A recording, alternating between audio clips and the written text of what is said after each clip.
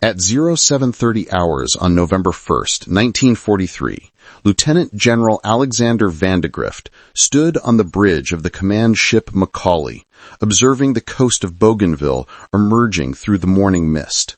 Within 2 hours, 14,000 Marines of the 3rd Marine Division would assault the beaches at Empress Augusta Bay. The Japanese had stationed 110,000 troops at Rabaul, located 250 miles to the northwest. Those troops were positioned to prevent exactly what Vandegrift was about to execute, yet they would not be coming. Vandegrift had commanded the Marines at Guadalcanal. He possessed intimate knowledge of what occurred when attacking fortified Japanese positions. Casualties mounted rapidly. The island fighting throughout the Solomons had cost thousands of casualties for objectives that barely registered on strategic maps. Tarawa would demonstrate this reality again 3 weeks later, with over 3,000 casualties sustained to capture an island measuring 2 miles in length. Rabaul was not 2 miles long. Rabaul had been transformed into a fortress that made Tarawa appear to be a training exercise by comparison. The Fortress of Rabaul. The Japanese had transformed Rabaul into the most heavily defended position in the South Pacific. They had captured it from a small Australian garrison in February 1942, then invested 20 months converting it into what effectively functioned as an unsinkable aircraft carrier. Simpson Harbor possessed the capacity to anchor 100 ships. 5 airfields surrounded the harbor. Lakunai and Vunakanau were pre-war Australian airstrips that had been expanded with concrete runways. Rapopo opened in December 1942 on the coast 14 miles southeast of the town. Tobera was completed in August 1943, positioned halfway between Vunakanau and Rapopo. Karavat was situated on the north coast, 13 miles southwest. Together, these facilities featured protective revetments for over 400 aircraft and runways capable of handling the heaviest bombers Japan possessed. 367 anti-aircraft guns covered every approach to Simpson Harbor and the airfields. 43 coastal defense guns protected the beaches. 6,000 machine guns were positioned in bunkers and pillboxes throughout the defensive network. The Japanese army had excavated hundreds of miles of tunnels into the volcanic rock, creating underground barracks capable of housing 20,000 men, hospitals that could treat thousands of wounded personnel, ammunition dumps containing tens of thousands of tons of explosives, and command centers buried so deeply that no bomb could reach them. Over 110,000 Japanese soldiers, sailors, and airmen were based at Rabaul by mid-1943. It functioned as the Pearl Harbor of the South Pacific. The original Allied plan. The Allied plan had consistently focused on capturing Rabaul. Every strategic document produced since Guadalcanal identified one primary objective: capture Rabaul, control Rabaul, and thereby control the South Pacific. Multiple senior commanders described it as the key to the entire theater.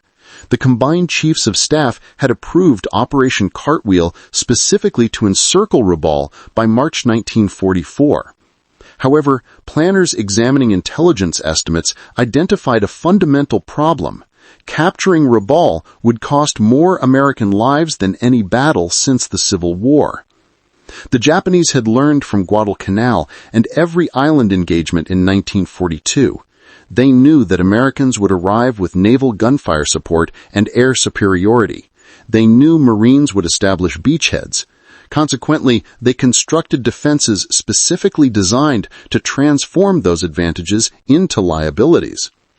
The tunnel systems rendered strategic bombing ineffective. The anti-aircraft guns meant delivering air support would result in murderous casualties. The garrison size meant achieving numerical superiority would require stripping forces from every other theater of operations. Rabaul's geography offered only 3 possible landing beaches, all narrow, all covered by interlocking fields of fire from positions the Japanese had spent 18 months fortifying. Intelligence analysts estimated an amphibious assault would result in 30% casualties. A naval historian would later write that multiple other costly Pacific battles would have appeared insignificant compared to the blood that would have flowed if the Allies had attempted an assault on Fortress Rabaul. In mid-1943, planners were calculating that 60,000 assault troops would suffer 18,000 killed and wounded, and that estimate assumed everything proceeded according to plan. Those projections did not account for Japanese reinforcements, weather delays, or failed naval bombardments. There had to be an alternative approach. The cost of strategic bombing.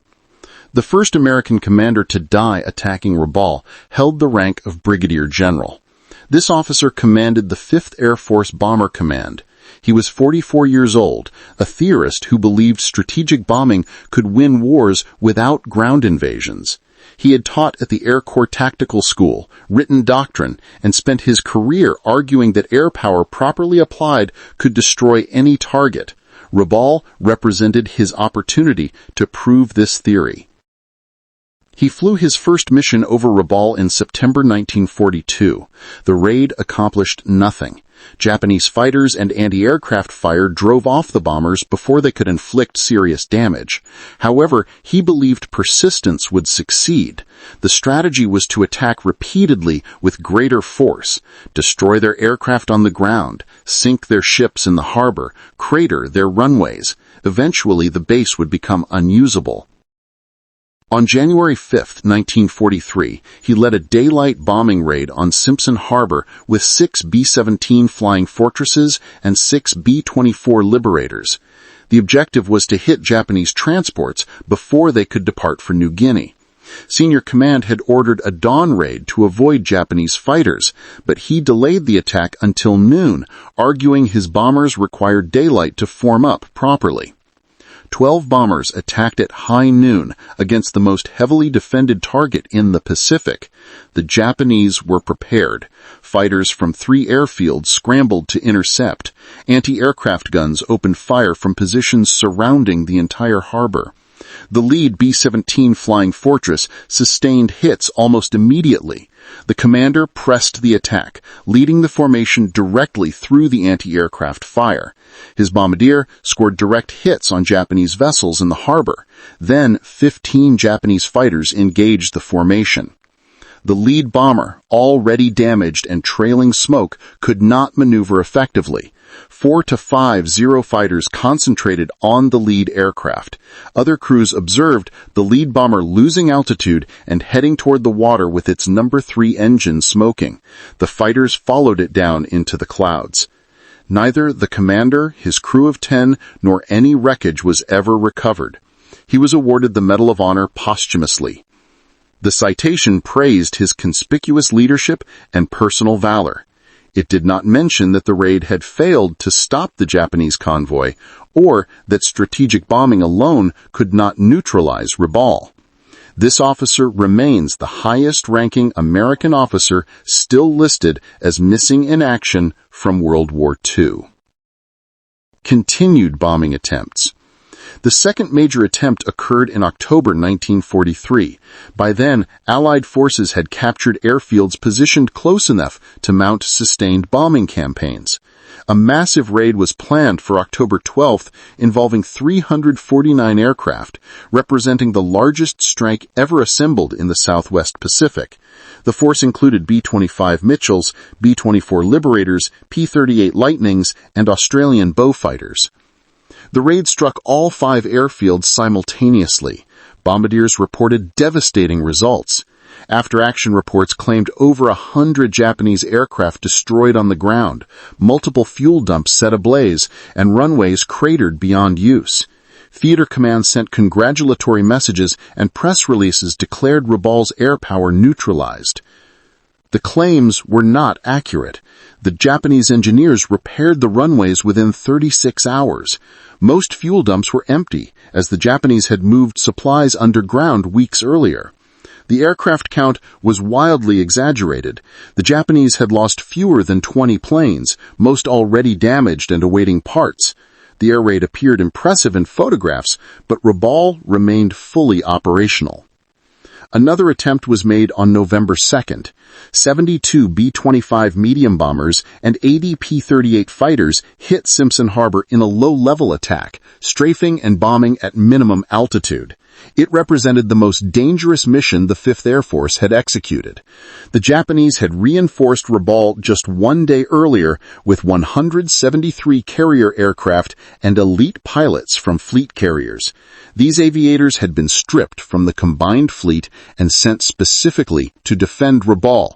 They were waiting for the American formation. The American formation flew into what survivors would describe as the toughest fight the 5th Air Force encountered in the entire war. Japanese fighters met them at the harbor entrance. Anti-aircraft fire from ships and shore batteries created walls of steel. The B-25s pressed their attack, flying so low their propellers threw spray from the harbor water. They scored hits on several ships and strafed aircraft revetments. 9 B-25s did not return. 10 P-38s were shot down. Among the casualties was a squadron commanding officer, aged 33, who had flown 86 previous combat missions. On his 87th mission over Rabaul, he led his squadron into Simpson Harbor through intense anti-aircraft fire. His aircraft sustained multiple hits, but he continued his bombing run, destroying a Japanese destroyer and a 9,000-ton transport. His bomber, trailing smoke and losing altitude, could have turned for home. Instead, he executed a strafing run on a heavy cruiser to draw fire away from his squadron. His aircraft was shot down and crashed into Simpson Harbor. All 6 crew members were killed. He received the Medal of Honor posthumously. The November 2nd raid cost 19 aircraft and over 60 men killed or missing. In exchange, the Japanese lost 20 aircraft and suffered minor damage to 2 cruisers. The raid had not neutralized Rabaul, it had barely affected it. The failure of ground campaigns. By mid-November 1943, American commanders were reviewing a year's worth of raids and observing consistent failure. Heavy losses and minimal results characterized attacks against a Japanese base that remained operational regardless of how many times it was struck. Strategic bombing had not worked, not because air crews lacked courage, but because Rabaul was too large, too well defended, and too easily repaired by the Japanese. The ground campaign appeared equally problematic. American and Australian forces had been fighting up the New Guinea coast since January. Every mile gained resulted in casualties. The jungle terrain exceeded anything encountered in the Solomons. Dense rainforest, steep mountains, disease-carrying mosquitoes, and impassable swamps. Malaria struck down entire battalions. Dengue fever caused temperatures reaching 104 degrees. Dysentery weakened men until they could not walk. Tropical ulcers infected the smallest cuts and spread until flesh rotted. More soldiers were evacuated for disease than for wounds. At Buna and Gona on the northern Papuan coast, the campaign lasted from November 1942 through January 1943. Australian and American forces fought for 3 months to clear 2 small coastal villages defended by 6,500 Japanese troops. The Allies committed 13,000 soldiers. 1,000 became casualties. Over 7,000 Japanese were killed. The fighting was close-range, brutal, and desperate. Japanese bunkers constructed from coconut logs absorbed .30 caliber bullets. Flamethrowers became the only effective weapon. Men fought hand-to-hand in swamps and jungles. Bodies lay unburied for weeks in tropical heat. The smell of death permeated everything. When Buna finally fell in January, American commanders realized they had encountered a new form of warfare. The Japanese would not retreat and would not surrender. Every position required capture by direct assault against defenders who fought until killed. If Buna cost 3,000 casualties for 2 villages, the question became, what would Rabaul cost? The concept of bypassing. The idea that changed everything did not originate from a single brilliant staff officer working late one night. It emerged from years of strategic thinking that extended back to 1921, when a Marine Corps officer wrote an advanced planning document titled Advanced Base Operations in Micronesia. This document proposed that the United States could defeat Japan by capturing key islands while bypassing others, effectively strangling Japanese garrisons by controlling the sea lanes. The concept had been refined in earlier war planning documents, but those were theoretical plans for a hypothetical conflict. In June 1943, as Allied forces fought through the Solomons toward Rabaul, strategic planners in Washington began questioning whether capturing every Japanese base held strategic sense. Their analysis noted that assaulting Rabaul held small promise of reasonable success given the fortress's strength. Analysts argued that if American forces could control the sea and air around Rabaul, the base itself became irrelevant. The case for bypassing Rabaul. The key advocate for bypassing Rabaul was the Army Chief of Staff, age 62 in 1943. He was a strategic thinker who viewed the Pacific War in terms of logistics and casualty ratios, not glory or conquest. He had spent the first 2 years of the war managing resources between competing demands for European and Pacific operations. Every division sent to the Pacific represented a division unavailable for the planned invasion of France. Every ship committed to island fighting was a ship not transporting supplies across the Atlantic. This officer calculated resources with the precision of an accountant managing budgets. He examined intelligence estimates for Rabaul and performed the calculations. Assaulting the fortress would require at minimum 60,000 assault troops, probably closer to 75,000 with support units. Those troops would come from divisions scheduled for Europe or from units already stretched thin in the Pacific. Casualties would run 30 to 40% in the first 2 weeks. That translated to 20 to 30,000 killed and wounded. Replacing those losses would require months. Training their replacements would take even longer. Even if the assault succeeded, Rabaul itself provided no value that justified the cost. It was a base, not a strategic objective. Capturing it accomplished nothing except denying it to Japan, which could be accomplished through isolation. This analysis was presented to strategic planning committees in June 1943. The committee agreed, noting that assaulting Rabaul held small promise of reasonable success and would seriously delay subsequent operations. They recommended neutralization through air and naval power while advancing through positions that offered less resistance. However, recommendation was not policy. Senior military leadership would have to approve it, and that leadership included officers who believed strongly that major enemy positions must be captured, not bypassed. Air Force perspective. In the Pacific, the 5th Air Force commander reached the same conclusion through different reasoning. He was 53 years old, an innovator who had pioneered skip bombing, low-level strafing attacks, and other tactical developments. After observing his bombers attack Rabaul for months with minimal results, he recognized something fundamental. Rabaul could not be destroyed from the air because the base was too large and too dispersed. The Japanese had distributed their facilities across hundreds of square miles. They had buried critical installations in tunnels. They repaired runways within hours. No amount of bombing would eliminate the base. However, he also realized destruction was unnecessary. The base simply needed to be neutralized. If Allied forces could construct airfields within fighter range of Rabaul, those fighters could sweep over the Japanese base daily.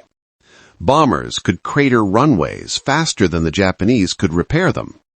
Fighters could shoot down any transport attempting to land. Submarines and patrol bombers could sink any ship trying to enter Simpson Harbor.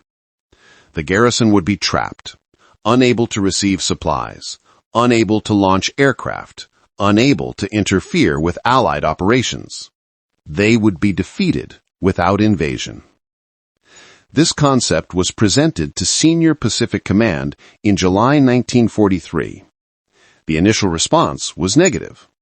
Strategic planning had focused on capturing Rabaul since early 1942. Staff had invested months developing invasion plans. The entire Southwest Pacific strategy pointed toward Rabaul as the culminating objective. Bypassing it felt like retreat, like leaving the mission incomplete. The air commander persisted. He presented projections demonstrating what the air campaign could accomplish once airfields on Bougainville became operational. He described how submarines could blockade Rabaul. He noted that Japanese naval forces were already withdrawing heavy ships from the base. He argued that time spent assaulting Rabaul was time not spent advancing toward other strategic objectives. That argument resonated with senior command. By early August, attitudes had shifted from opposition to reluctant acceptance. Naval implementation. Another senior commander reached the same conclusion through battlefield experience.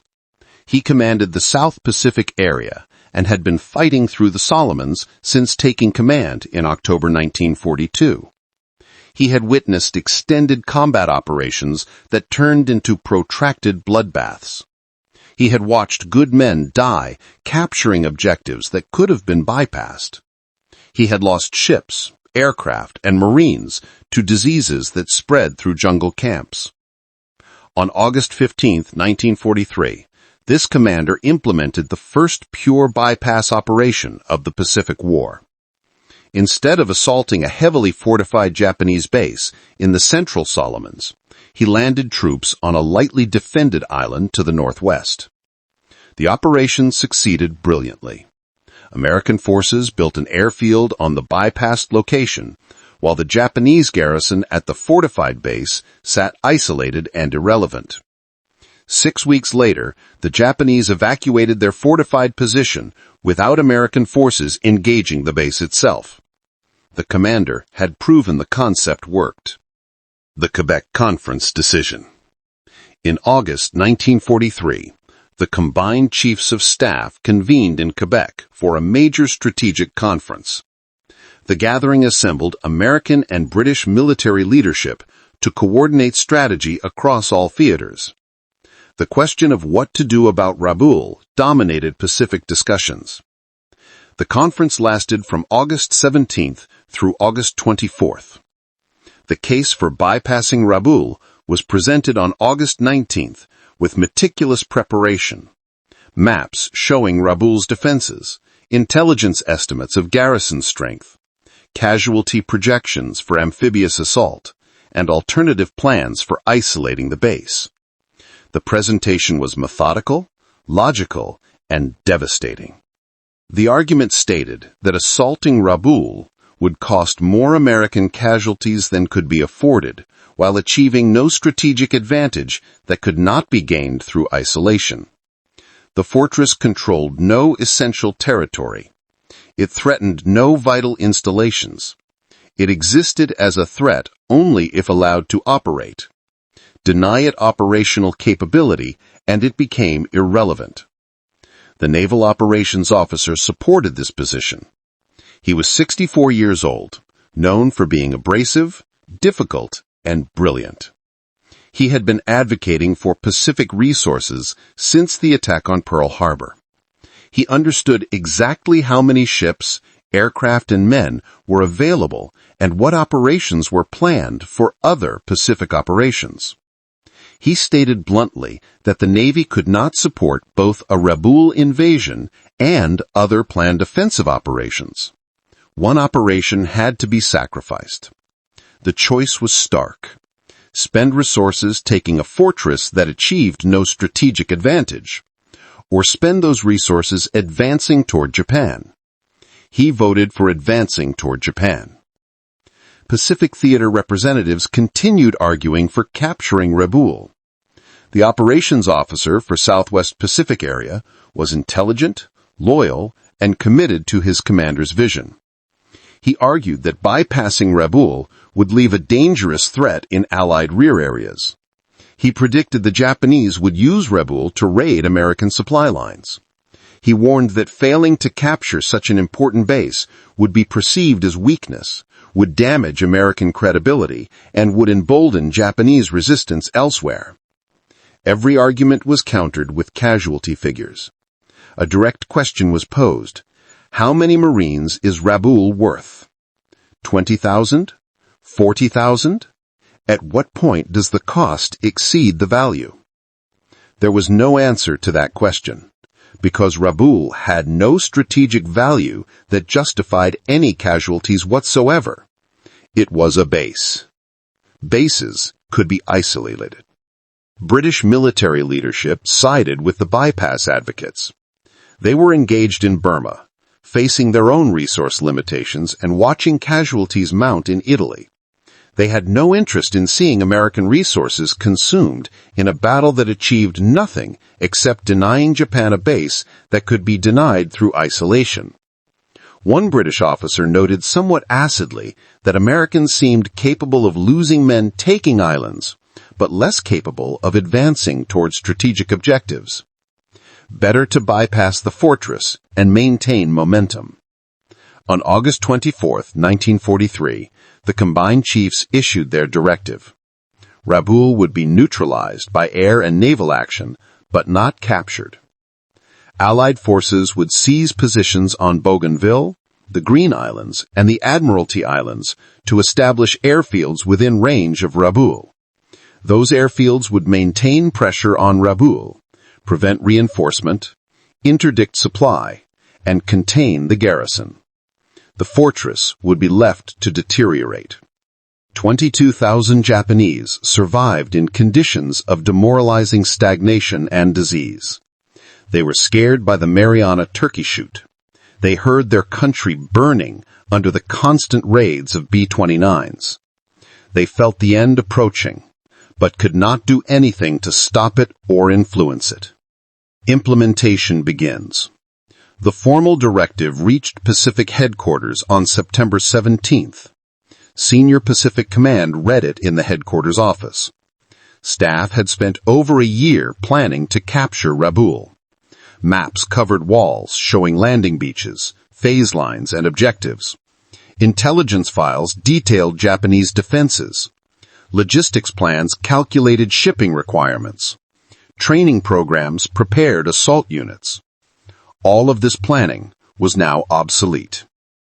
The commander sat silent for several minutes, then called in his chief of staff and instructed him to begin replanning. The objective was no longer Rabaul. Forces designated for the assault would be redirected to other operations in New Guinea. The schedule would accelerate. New strategic objectives would be reached months earlier than previously planned. Years later, this commander would claim in memoirs that bypassing strongpoints had always been his strategy, that he had pioneered the concept, and that senior military leadership had simply confirmed his tactical genius. The historical record demonstrates otherwise. The commander opposed the bypass until ordered to implement it by higher authority. However, the commander was intelligent enough to recognize when he had lost an argument, and pragmatic enough to convert defeat into advantage. If senior leadership wanted bypass operations, he would execute bypass operations on a scale never before attempted. He would leapfrog across entire regions, leaving Japanese armies isolated and irrelevant. The strategy would become known as island hopping. It would become the hallmark of Pacific theater strategy, American strategic strategy. What occurred in the next 6 months proved the bypass strategy worked, better than anyone expected. The test began on November 1, 1943, when 14,000 Marines of the 3rd Marine Division landed on Empress Augusta Bay on Bougainville. The Japanese garrison at Rabaul attempted to interfere. They dispatched a cruiser force to attack the landing. The response involved ordering carrier strikes on Rabaul itself. On November 5th, a rear admiral commanded a task force built around 2 aircraft carriers. He was 58 years old, a naval aviator who had been flying since 1917. He understood the risks of sending carriers against a land-based fortress. Rabaul had over 300 anti-aircraft guns and could launch hundreds of fighters. However, orders were clear. Strike the Japanese fleet before it could reach Bougainville. At dawn on November 5th, the task force launched 97 aircraft from the two carriers. The strike package included dive bombers, torpedo bombers, and fighters. They flew 250 miles to Rabaul, arrived over Simpson Harbor at first light, and caught the Japanese cruiser force at anchor. The attack lasted 18 minutes. American dive bombers descended through anti-aircraft fire and delivered bombs to 6 of the 7 heavy cruisers in the harbor. Multiple ships sustained significant damage, with dozens of casualties on each vessel. By the time American aircraft turned for home, the Japanese cruiser force was crippled. The task force commander lost 9 aircraft and 14 airmen. Naval historians would later describe it as a reversal of a famous earlier attack, representing the first successful carrier strike against a heavily defended land base. 1 hour after the carrier strike, heavy bombers from the 5th Air Force hit Simpson Harbor with fighter escorts, adding to the damage. By the end of November 5th, Japanese naval forces had learned their lesson. Simpson Harbor was not safe. The cruisers limped back to other bases. The Japanese Navy never sent another heavy surface ship to Rabaul. Without naval support, the Rabaul garrison could not contest the Bougainville landing. The Marines established their beachhead without opposition. Within 3 weeks, the Marines had constructed an airfield on Bougainville. Command changed hands on November 9th, with a new commanding general taking control. He was 58 years old, one of the Marine Corps' pioneer aviators who had been flying since 1917 and understood how air power could dominate a battlefield. Under his command, the Bougainville airfield became operational in early December. American bombers immediately began hitting Rabaul from 250 miles away. Expanding the bypass. The second test came in late December when Marines landed at Cape Gloucester on the western tip of New Britain. The operation secured the strait between New Britain and New Guinea, opening sea lanes for Allied shipping. The Japanese garrison at Rabaul attempted to reinforce Cape Gloucester. American submarines sank 2 of 3 troop transports before they arrived. The third transport turned back. The Cape Gloucester landing succeeded with minimal casualties. By January 1944, Rabaul was surrounded. Allied airfields on Bougainville, New Britain, and other locations maintained constant pressure on the base. Fighters swept over Rabaul daily, shooting down any Japanese aircraft that attempted to take off. Bombers cratered the runways every night. The Japanese could repair them, but could not use them. Simpson Harbor became a graveyard of sunken ships. Supply convoys ceased attempting to reach the base. The 110,000 troops were cut off, isolated, and unable to effect Allied operations. Strategic implications. Other American commanders observed what occurred at Rabaul and recognized the strategic implications. The Pacific Fleet commander applied the concept to other island groups, bypassing heavily fortified bases entirely and capturing lightly defended objectives instead. Bypassed garrisons became isolated and unable to interfere with operations.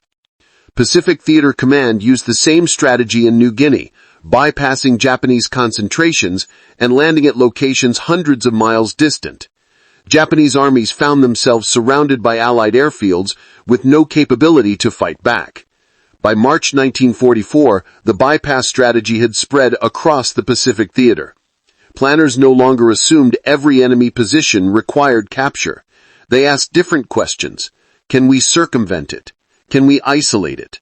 Can we achieve objectives without fighting for this ground?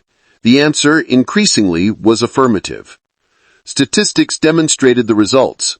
In the 12 months before the Rabaul bypass, Allied forces in the Southwest Pacific suffered over 15,000 casualties, capturing positions that provided minimal strategic value. In the 12 months after, casualties dropped below 8,000, while the rate of advance more than doubled. Forces moved faster, lost fewer personnel, and achieved superior results. The character of the Pacific War had fundamentally changed. Japanese realization. For the Japanese, realization came gradually, then suddenly. The first indication that something had changed came in late November 1943, when Rabaul garrison reported American forces had landed on Bougainville but were not advancing toward Rabaul. Imperial headquarters in Tokyo assumed it represented a diversion. The real attack would come later. They ordered the garrison to prepare for invasion. The invasion never materialized. December passed. January passed. Americans continued building airfields and bombing Rabaul, but never landed assault troops. By February 1944, Japanese commanders understood they were being bypassed. 110,000 troops, the largest concentration of Japanese forces in the South Pacific, occupied a fortress the enemy had decided not to attack. The naval commander at Rabaul was 52 years old, a career officer who had overseen the construction of the airfields, tunnels, and defenses.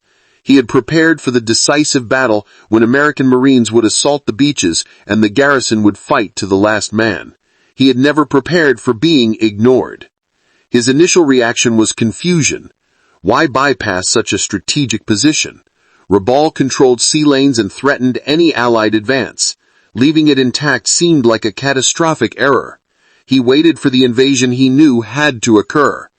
But as weeks turned to months, and the only Americans he observed were bomber crews at high altitude, confusion transformed into understanding. The Americans didn't need to capture Rabaul. They had already defeated it. Without ships, Rabaul could not project power. Without aircraft, the airfields were useless. Without supplies, the garrison could not survive indefinitely. Orders were issued for troops to plant gardens, grow their own food, and prepare for a siege that might last years.